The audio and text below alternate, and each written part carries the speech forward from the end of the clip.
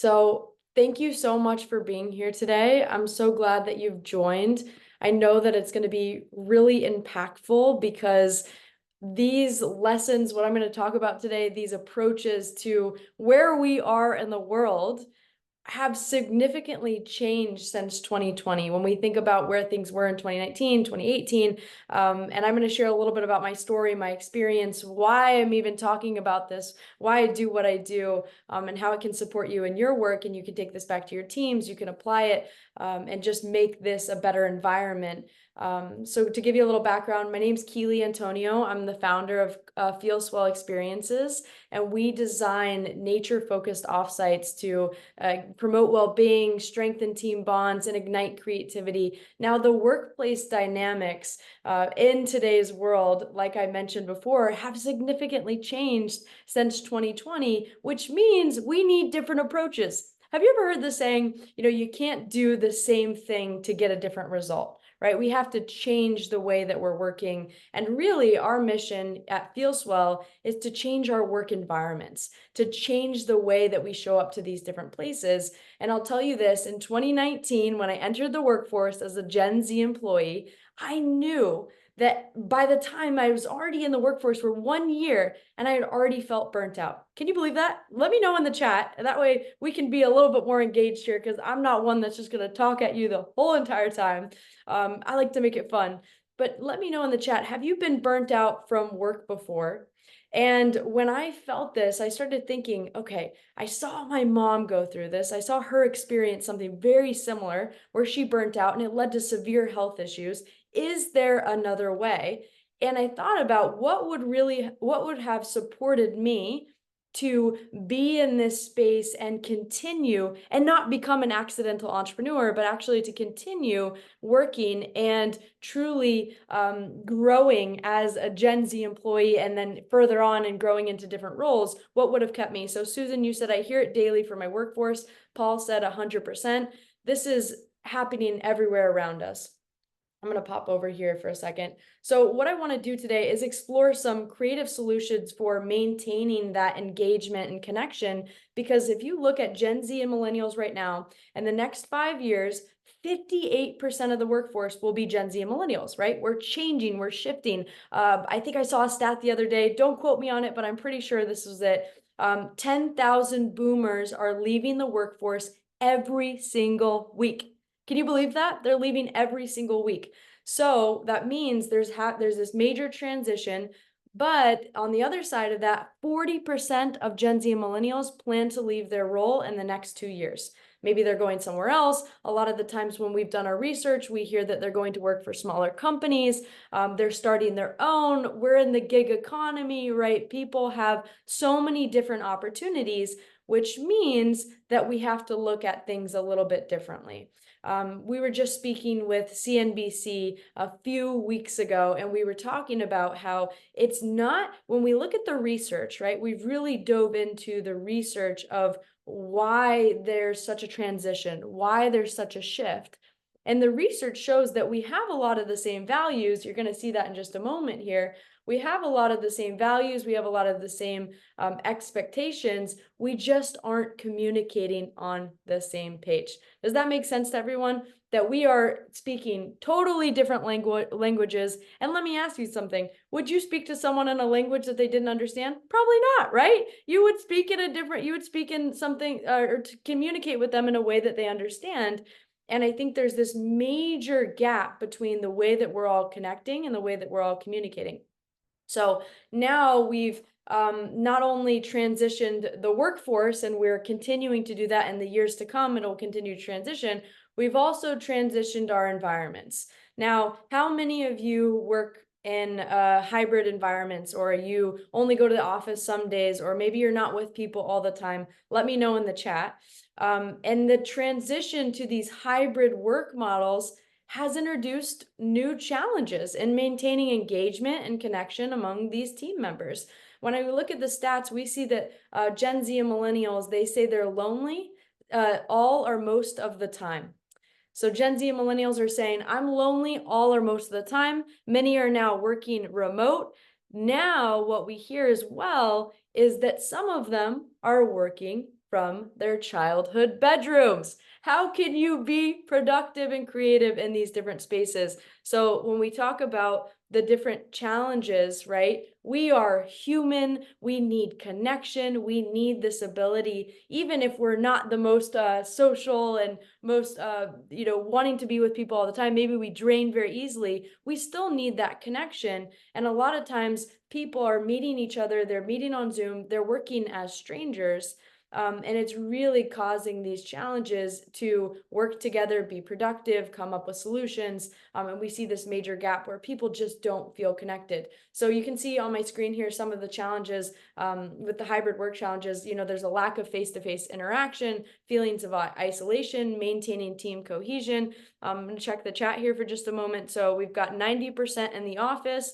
Carmen, I'm currently working from home and I really don't enjoy it at all. Right, so we've got different perspectives from everybody. And can the hybrid, environment really work? I think that's what we're all going to experience and figure out right now. And I think it can, but I believe that there has to be really intentional strategies that actually bring people together and motivate them and give people the tools to say, yeah, you know what, I'm doing really meaningful work and we're creating this sense of purpose and opportunities for growth. Another priority that we really see, and you can see on the side of my screen here, we talk a bit about what are some of the expectations for Gen Z and millennials. Like I mentioned before, we've done the research. A lot of this is the same, but it's even more of an expectation where they're saying, you know what, I'm not willing to do this anymore and I will walk away. I saw this for myself. One of the other ones that we really see as a high top priority for these generations is well-being. They're looking for a supportive work environment that foster not only their mental health, but also physical health. And a lot of times, when we've done our research, a company will say, yeah, we've got these wellness programs, but the employees don't even know about them, right? We're not baking it into the culture. It's just some benefit that's almost on the side here. And like I said, we've got to go back to what are the different ways that we can actually bring people together in a way that does support their mental health, does support their well-being, and can really focus in on these different aspects of where the future of work is headed, because it won't be sustainable. And we've spoken to many different organizations about social sustainability. When it all comes crashing down, when we have things like COVID, when we have, the world how it is today, where there's so many things happening, how do we come together? How do we align ourselves with our different roles and have this social sustainability where we can really rely on each other? That's something that we need to focus on more than ever, because these feelings of isolation, which can affect mental health and job satisfaction, these, lacking of being able to be creative because we don't have that same, connection and understanding of where people are in the workforce today, it's got to be addressed. And today I want to explore, how we've come up with these different solutions of incorporating nature into how we work. And I'll share some of the amazing, incredible stats of what nature can actually do for your teams and when you're bringing them together and connecting them in this way. So I'm going to slip over here. So a couple things. So what we're seeing, and I'm going to talk about some of the other organizations that we're working with that we're seeing the insides of how things are going. When we look at providing opportunities for growth, right? Because we're talking about engagement. How do we get these people involved, feeling like they're connected, feeling like this is the work that they truly want to be a part of? We look at the opportunities for growth. Now, maybe you want to list in the chat, what are some of the opportunities for growth that are at your company that you see, that you're incorporating right now? What are those opportunities? When we look at it, we see a lot of old school learning management systems where you have to go on and you listen to somebody talk for all these hours and they're just not engaged. How many of you have experienced that, where you've gone on to watch a course or some kind of video, or you have that placed in there and you just know, you're like, these aren't the greatest videos. And they bore people a lot of times, and they're not actually listening or absorbing any of the growth or educational content that they need to. Now, we know through our research, they're looking for something different. Think experiential. Think a different way for us all to connect and for us to be in these different environments where we're not only talking about just, hey, we're going to go online and do more watching videos and more disconnection, but what are the ways that we can actually get these growth-minded employees in a space, in an environment where they're experientially learning hands-on, and giving them the tools that they need to continue to grow at this company, if that makes sense. Let's go on to number 2. How do we really foster that sense of belonging? What is it that we do to organize team building activities? And when we did research on this aspect, guess what came up? It came up that many teams did pizza parties, they did escape rooms. How many of you have done a pizza party or an escape room? And the things that we hear is that it just doesn't feel meaningful, right? It doesn't feel intentional. We go to these different events and it's like, okay, it's just another thing that we have to do. So what are the ways that you can start thinking about it as a leader, as somebody that can incorporate this new way of thinking into the work that you do every single day? What could be intentional for your team? If you have a notebook or a pen, write that one down. What could be intentional for your team? And think about them, right? Meeting people where they are. If we're hearing from so many different people and we're doing the research of what they don't really enjoy when it comes to team building and bringing people together, because that's a crucial part, but there's a way to do it that is intentional, it's meaningful, and it really helps people feel like they're part of a community. And we know that creating an inclusive culture where employees feel valued can improve performance up to 56%. So we've got to look at these different aspects of how we really encourage that collaboration and innovative thinking, which I'm going to get into in just a moment. And that comes with a few of the points that I've talked with above, right? What are the different aspects of the ways that we bring people together? And then how do we provide the learning opportunities? And we're looking at the vehicles to how we get there. So let's go on to number 3, encourage collaboration and innovative thinking. What does it look like where open communication and idea sharing are encouraged? I was just talking to someone, we were at an event that we were doing in Utah, and we were just there over the weekend, and one of their teams had an offsite. And they were saying from previous experiences where they had this offsite that they went to, they felt like, okay, no one was really listening to each other. It only came from one person or a few people from the top, and there wasn't this open, encouraging collaboration. So what are the things that we say? What do we set up to get to that point where communication is able to be open, where we're able to share different ideas and people are encouraged to open up? And how do we organize these, opportunities for more innovation and more creativity? Like I said before, we've got to think about all the layers that are currently in place that are preventing people from actually being creative and innovative. When I talk about Gen Z millennials, which we're really focused on today, I know a lot of them, they're working remote. Some of them are working in their childhood bedrooms. Most of them are lonely. So what are the additional things that we need to do? Because people spend most of their lives right at their job, at work. What are the additional things that we need to do to encourage and promote more of that innovation and creativity in their everyday? Let's move on to the last one. This one is so important and is going to be even more important as we continue because, like I said, we've got to focus on sustainability. How is this sustainable for the future if everyone's completely burnt out, they're stressed, they're so focused on how am I just going to even get through the next day?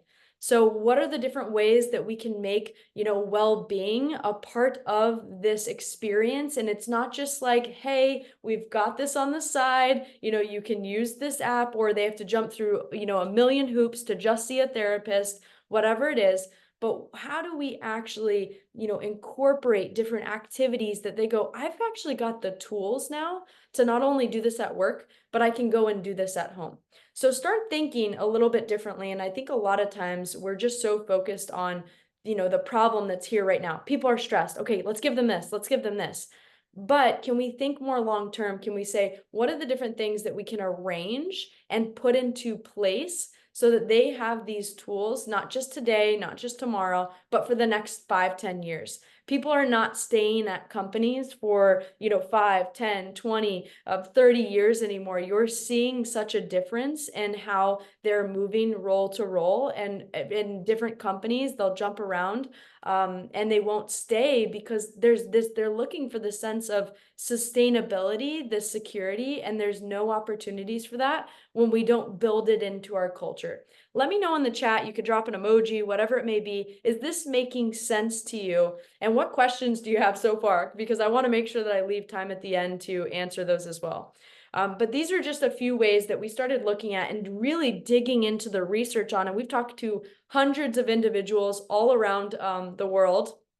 And we've hosted events and programs for, people everywhere, cruise ships all the way to Bermuda, from renting out, campgrounds and having people in cabins and having these deep conversations of what is it that you really need in order to continue moving forward. So let me jump into this. And this is really why we've come up with the solution that we have of nature-focused offsites, because when we looked at the stats, we did two things. I like to go to the root. I don't know if you can tell that yet from our conversation so far today, but I'm not a very superficial, surface level person. I really like to look at where do we spend most of our time and how are we spending most of our time?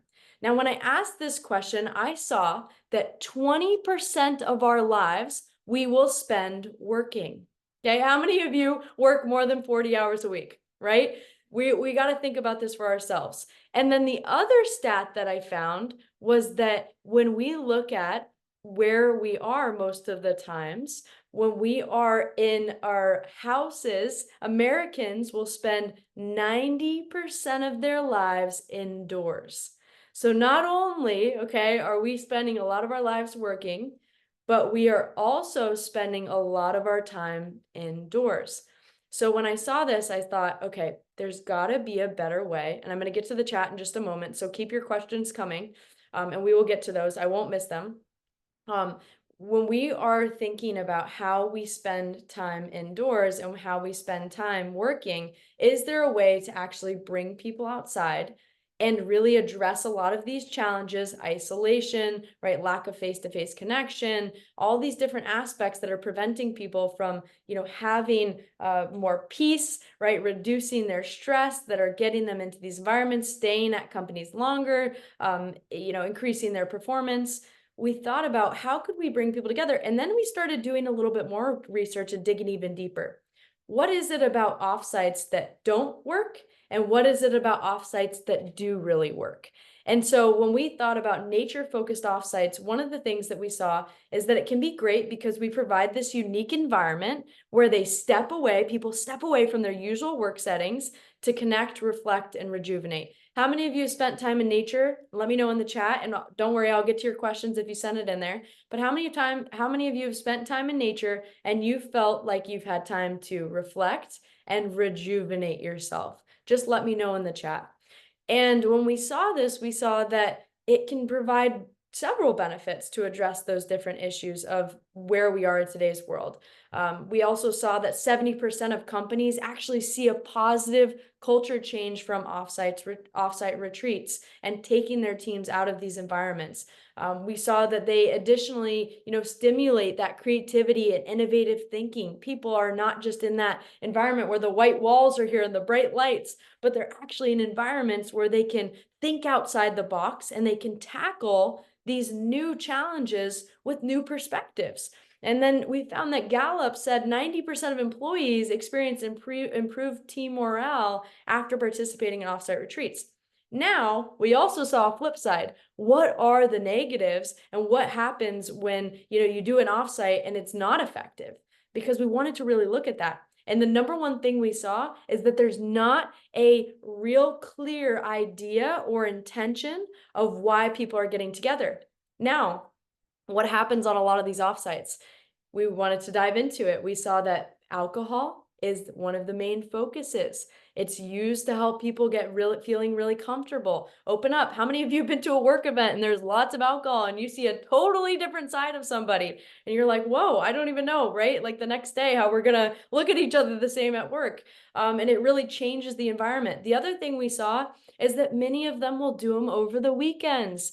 Your employees, the people that are working in these companies, they want to be with their families, they want to be with their friends, they want to enjoy whatever they're doing on the weekends. They don't want it to be on the weekends. Another one that we saw was that people were sharing rooms. How many of you, when you hear you have to share a room with someone, you're like, oh no, I don't know if I can share a room. That is just not something that I really want to do. I would be one of those people. And so it actually caused a lot more anxiety than it did releasing stress. So that's something that we've really incorporated into our solution, is figuring out what are the different aspects that can really make, a retreat and offsite, more impactful, really give teams the results that they need, and what can that look like.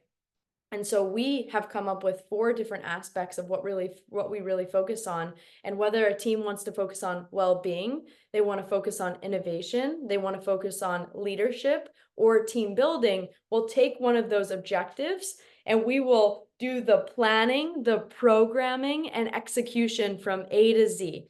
So a lot of times you'll see different retreat planners, and this is really where we got into the research of it, is that they'll just plan all the logistics and they throw on a ton of activities. How many of you are like, okay, I can't go from this activity to the next one to the next one? You're just exhausted. And the whole point is to come back, rejuvenate, connect, and reflect, and just have time, not, stress yourself even more.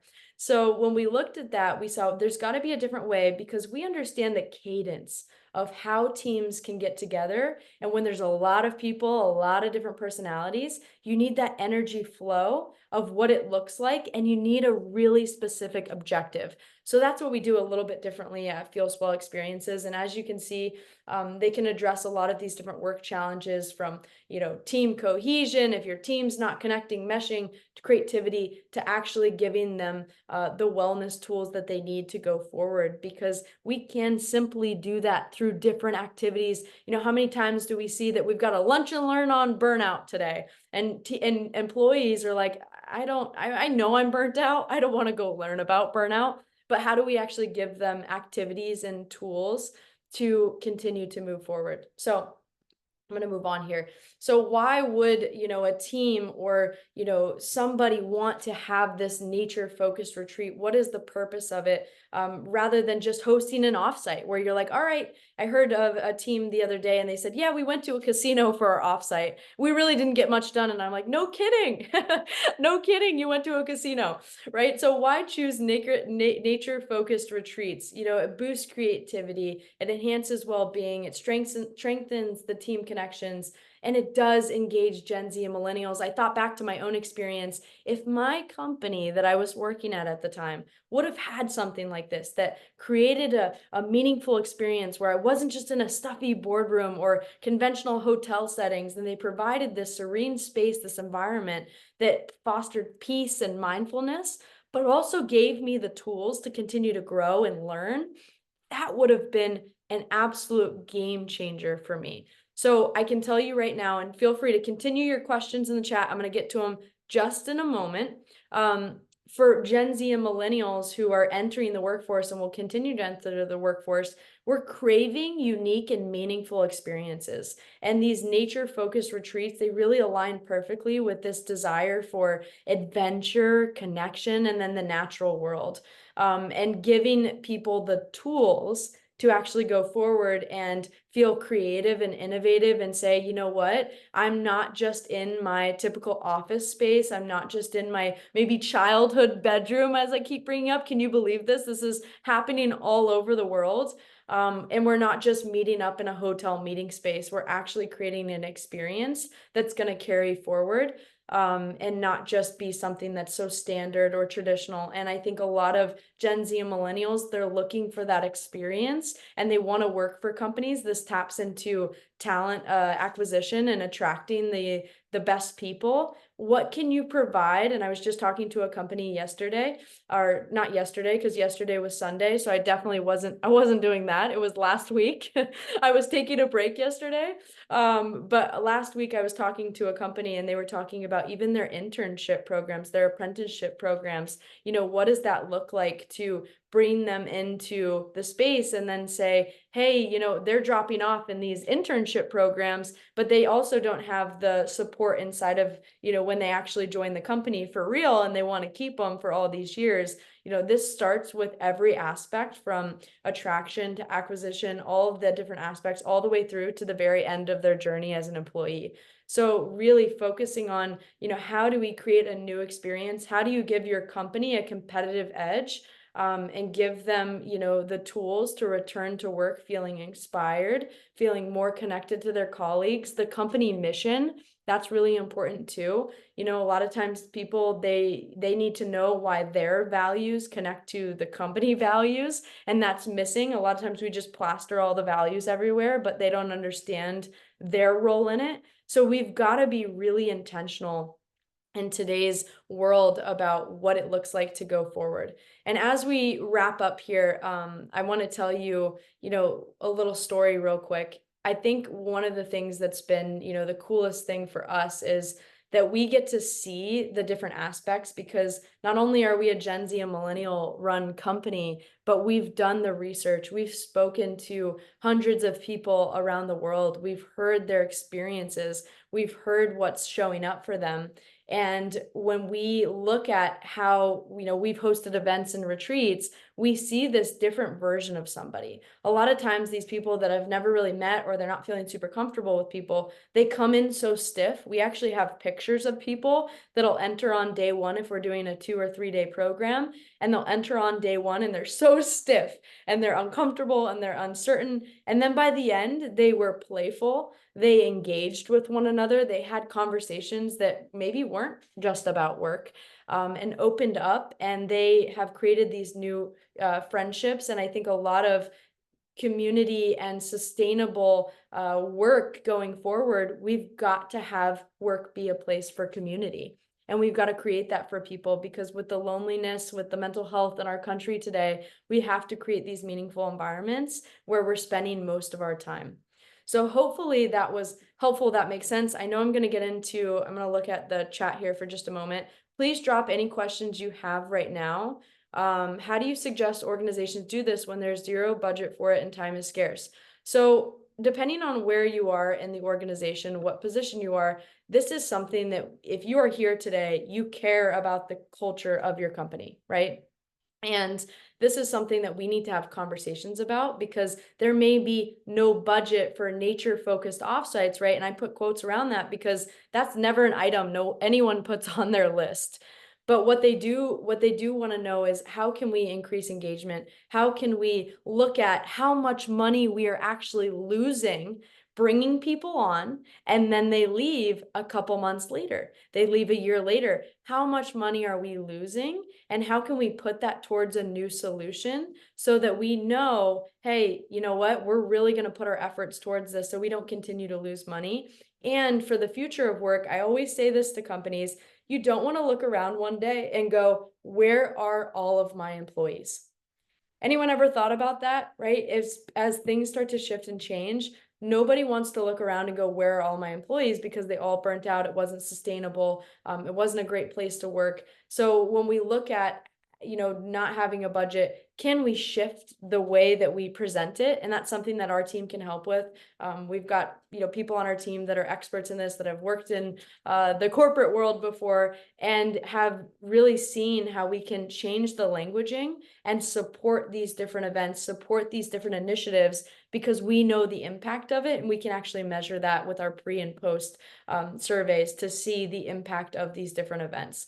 And again, what we do at FeelSwell is not just retreat planners, but we really are a part of the team. We are diagnosing the different problems that are going on currently, and how do we create an event that is really customized to your team. And I think something special about us is it's not just that we're looking at different, hotels and venues that are traditional. We are finding the coolest, most unique, off the beaten path, nature-focused environments that really recharge your teams and really foster those genuine connections, and inspire that creativity and promote that wellness, by bringing in different facilitators, by bringing in different programmings. Maybe you're on here because you're someone that actually would be organizing that typically, and you go, that's so much, I have so much on my plate. Or you go, I don't even know where I would start, right? I don't even know where I would start. I don't even know how to do that. And we see that when you bring in a third party, you bring in that experience and that expertise,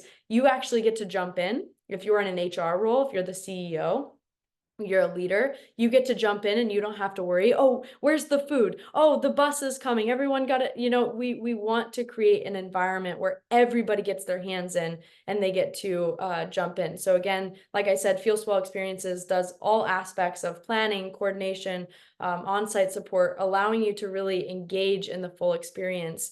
And these are conversations that we can have offline, and continue that. But really, it's a very important aspect of where we're going with the future of work. And I think that if we can tap into where we're headed and get ahead, you're going to be much better off, and it's going to help your company so much.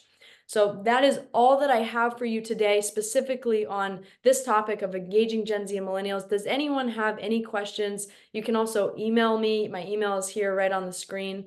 And if you are, somebody that does organize those retreats, or you want to have a conversation with the CEO, or you're in an HR position and you want to bring this to your team, let's have a conversation. Send me an email, and we can talk a little bit more about what it looks like to have an ideal retreat for your team, and we can work together to create an inspiring and impactful retreat experience. So thank you so much for being here today. Please send any additional questions to me, and we will talk soon. I so appreciate you being here today, and can't wait to chat with you more. Thank you so much.